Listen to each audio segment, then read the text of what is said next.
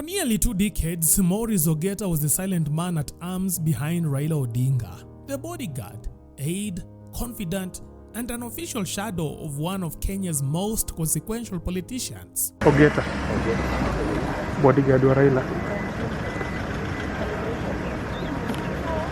But with Raila gone, the spotlight briefly flickered to the man who was always in the frame but never in focus. And the question is simple. What happens to him now?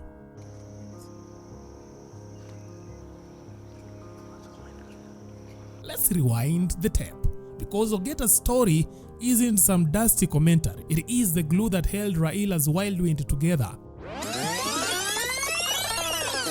Born in the gritty crucible of Kondele, Kisumu, with roots snacking back to Komolo, Uyoma, this 42-ish enigma grew up where tear gas was a lullaby and poverty was the family's inheritance. No silver spoon here.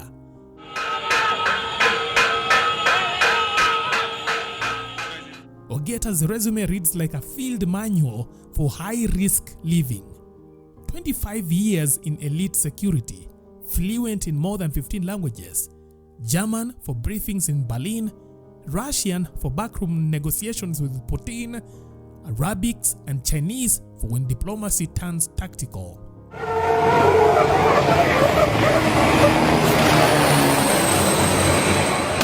His training is stamped with the geopolitical weight. Afghanistan gave him live combat conditioning in hostile terrain, tactical drills under the pressure of real-world insurgency. France added the finesse, European-grade close protections, advanced surveillance, crisis management, and the art of blending in while controlling everything. He is not a former police officer, not a KDF defector. Ogeta is a product of private sector intensity, the kind of operator who secures volatile political rallies without a visible edge, whose calm is so calculated it unsettles chaos.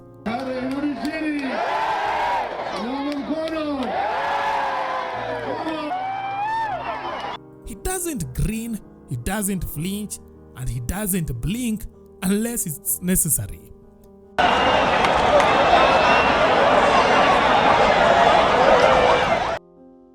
Back in 2005, ODM was still finding its feet. Raila Odinga was already plotting another run at State House. And that's when Maurice Ogeta quietly entered the frame. No grand introductions, no press conference, just a silent induction into the tightest circle of trust, listed as personal aide, which in practice meant bodyguard, fixer, and keeper of secrets.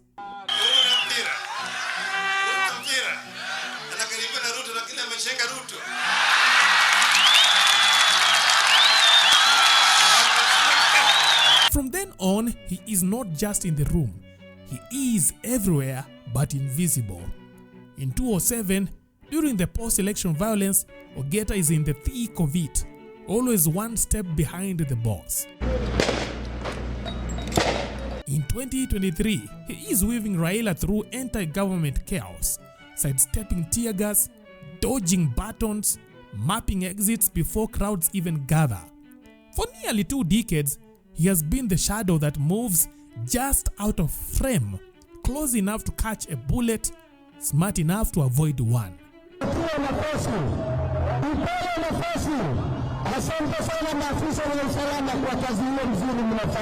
Ogeta didn't just keep Raila safe, he kept the movement operational even when the ground was burning. Raila didn't just bring on muscle, he built a disciple.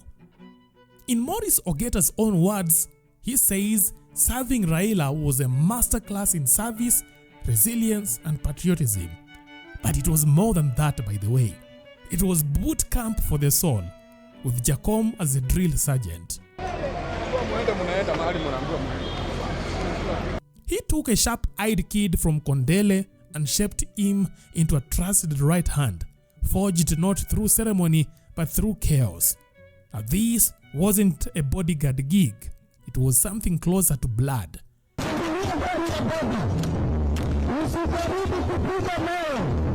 Raila and Ogeta weren't boss and bouncer. They moved like family formed under fire. Ogeta wasn't just managing logistics. He was polishing shoes for late-night ODM war rooms meetings. He was plotting safe routes when abductions loomed. He was holding the line when systems buckled and friends vanished. Ask President Ruto. He remembers the speed-shined shoes, the quiet, watchful presence, the man who never blinked even when everything else was burning. I must thank his security people, Maurice Ogeta especially. Thank you very much, Maurice,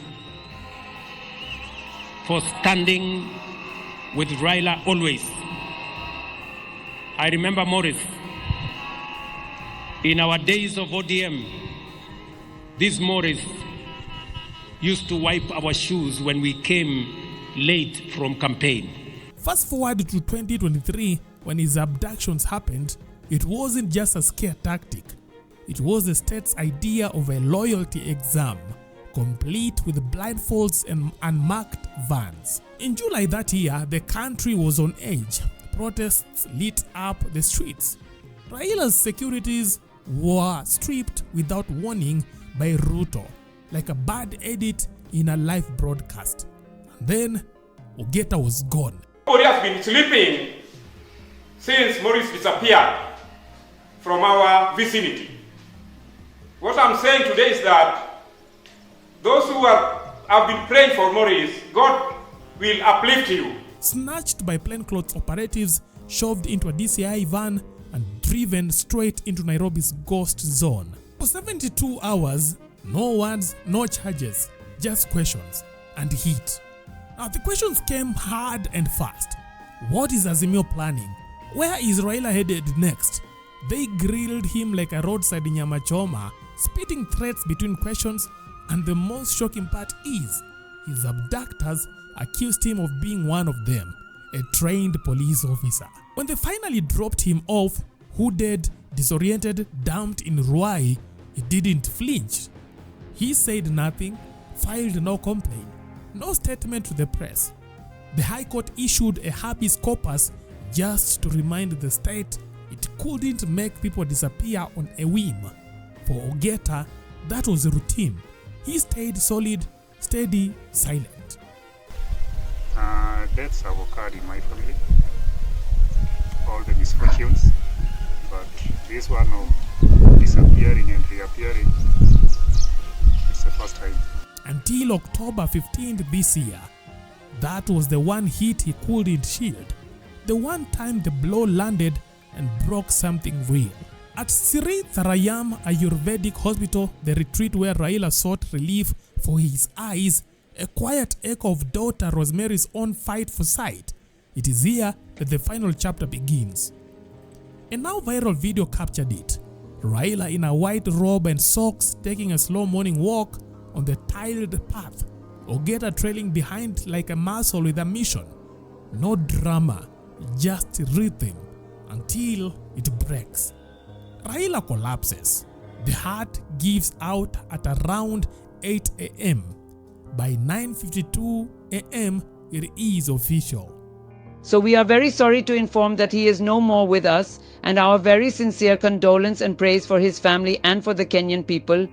From there, Ogeta never leaves his side. He boards the repatriation flight from India, stone-faced. At Parliament, during the bodies lying in state, he breaks, arm in arm with Senator Ledama Olekina, jaw clenched but losing the fight as grief carves through the man built never to show it.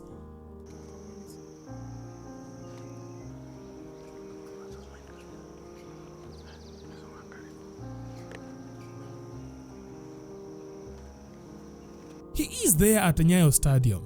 He is there in Bondo. He is there as Raila is taken to Kango Ka Jaramogi, the final stop. Even in death, Ogeta holds position, watching the casket like it might rise up and call him to move. Still on duty, still scanning for threats, still guarding a legacy, not just a body.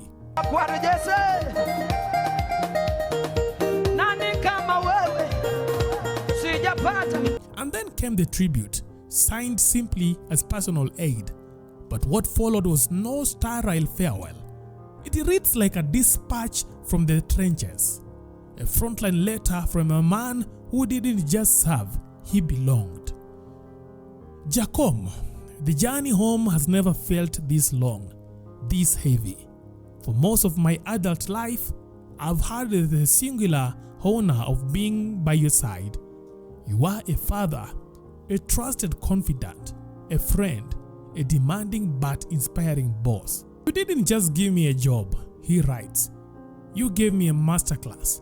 Now this is from a man who has never done a press briefing, who vanishes from photos, who speaks with presence, not words, until now. And when he did, Kenyans stopped scrolling and listened. So when he broke down in parliament, it wasn't about protocol. It wasn't even about grief. It was the collapse of a pillar in a house he helped hold up. This wasn't a job, it was bloodline. President Ruto, Raila Odinga's one-time co-founder in ODM, he spotted Maurice Ogeta in the crowd. President Ruto, standing before the crowd in Bondo, addressed Ogeta directly. He praised his service, acknowledged his discipline, then made it clear the state would stand with Ogeta and the other members of Raila's team, perhaps through a job in government. Maurice, I want to tell you, Government of Kenya, as we look after Raila's legacy, you too will stand guard with us to look after Raila's legacy. Together with all the other people who worked with Baba. Ogeta didn't react. No expression, no applause. He did what he has done for years. He listened, assessed, and kept still. Now, there is no telling what Ogeta will do next, but this much is clear. He didn't just secure Raila's life. He secured the dignity of a man whose every public move came with risk. And now, with his principle gone, Ogeta is standing at a new intersection. No roadmap, no security detail, just him and the legacy he helped protect.